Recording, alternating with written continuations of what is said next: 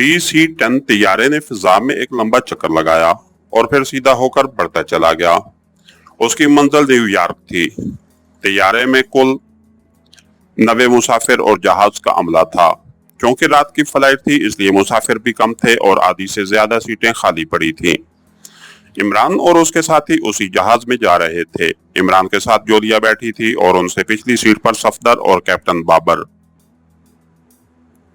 उसी तरह पूरी टीम दो दो के ग्रुपों में तकसीम थी। वो सब मेकअप में थे। इमरान अगरचे मेकअप में था लेकिन अपनी हमाकतों से पहचाना जा रहा था।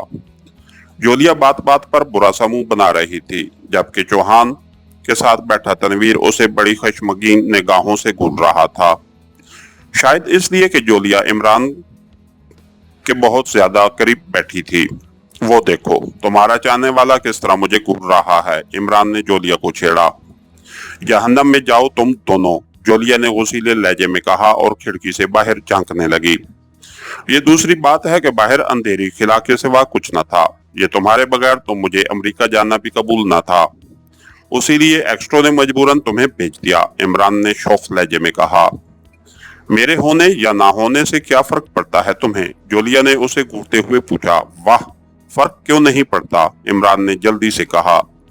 तुम्हें देखकर मेरा सैरों दूध, ओह सॉरी, हाँ, खून बढ़ता है, चेहरे पर रौनक आ जाती है। और बस करो, जोलिया ने हाथ उठाकर कहा।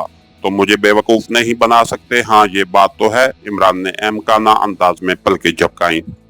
अगर वाकई बना सकता तो अब तक तुम जहाज से छलांग लगा चुकी होती। जोलिया ने उसके हमाकत ज़दा चेहरे को देखा और मुस्कुरा दी। वो बखूबी जानती थी कि इमरान से बातों में जीतना नामुमकिन है। बेहतर यही था कि वो कोई और मौजू छेड़ती। ये सोचकर इमरान से उसने पूछा, हम इमरान नहीं जानते कि असल मसला क्या है, क्या तुम उस पर कुछ रोशनी डालोगे? जरूर डालता, बल्कि कुछ की बजाय पूरी रोशनी ही डाल देता, मगर अफसोस सद अफसोस, इमरान ने कहकर सर हिलाया। अफसोस? किस चीज का अफसोस कर रहे हो, जोलिया ने चौंक कर पूछा। इस बात का कि टार्च एक्स्ट्रो के पास रह गई है, इमरान ने बड़ी मासूमियत से जवाब दिया। जोलिया बेसाख्ता हंस पड़ी। पीछे बैठे कैप्टन बाबर और सफदर भी हंसी पर काबू न पा सके।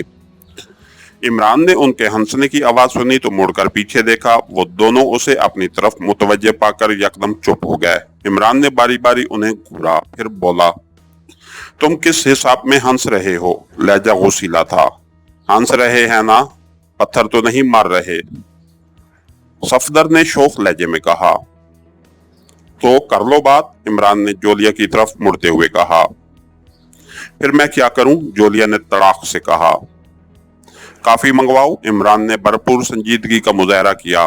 तुम्हारे साथ अब तक ये मगजमारी ने दिमाग हिलाकर रख दिया है। इतनी देर तो मैं भैंस के आगे भी बीन बजाता तो वो समझ जाती कि मैं क्या चाहता हूँ और उसे क्या करना चाहिए। बकवास बंद करो। जोलिया भैंस की मिसाल से हत्थे से उखड़ गई। अब अगर मुझे भैंस कहा तो, इतना कहकर उसने सैंडल की तरफ इशारा किया। ओह जोली डार्लिंग, मैं तो भैंस की मिसाल दी है, इमरान ने लजाजत से कहा। खबरदार, आइंदा मुझे डार्लिंग भी ना कहना, जोलिया गुराई, मगर आवाज आहिस्ता ही थी। और क्या, अम्मा भी कहूं, इमरान ने जलकर कहा। और जोलिया ने जल्दी से मुंह खिड़की की तरफ फेर लिया। उसके चेहरे पर अजीब से तसरात फैल गए थे और उसने निचले होंठ को दांतों तले दबा लिया था। पिछली निशिस्तों पर बैठे सफदर और कैप्टन बाबर उनकी नोक झोंक से महजूज हो रहे थे। इमरान ने आंखें बंद कर ली थीं, मगर वो कंखियों से दूसरी रो में बैठे तनवीर को देख रहा था, जो उसे मुसलसल घूरे जा रहा था। अलबत्ता वो उस आदमी से बेखबर था जो जहाज में उनसे 10 निशिस्तें छोड़कर 11वीं निशिस्त पर बैठा था। वो शख्स काफी देर से इमरान की हरकत और सकनात का जायजा ले रहा था। तारीक चश्मों का शीशा लगाए कोई भी उसकी निगाहों का जाविया चेक नहीं कर सकता था।